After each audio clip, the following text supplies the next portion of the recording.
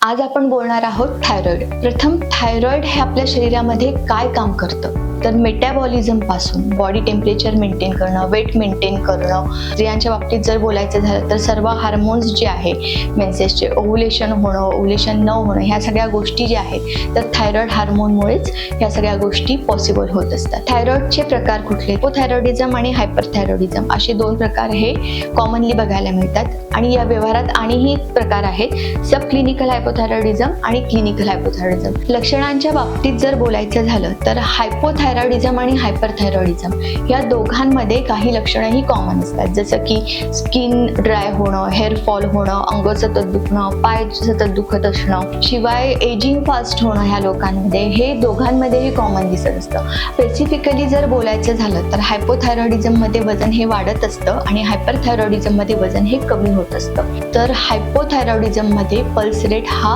कमी होत असतो आणि हायपरथायरॉइडिझम मध्ये पल्स रेट हा वाढत असतो. थायरॉइडची कारणं काय? लाईफस्टाईल चुकीची असणं, शिवाय स्ट्रेस जास्त असणं, third part junk food, packet food.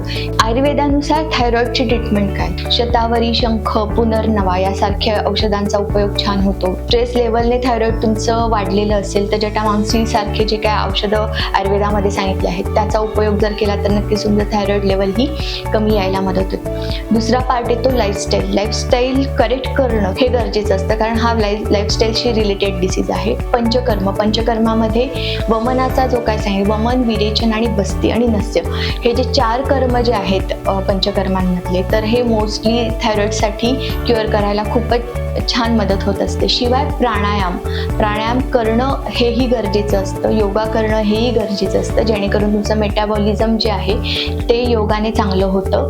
Stress level जर असेल तर ते प्राणायामाने कमी होतं. एवढ्या सगळ्या गोष्टी जर तुम्ही व्यवस्थित फॉलो केला तर नक्कीच तुमचं थायरॉइड हे कमी व्हायला मदत होत असतं. थँक्यू.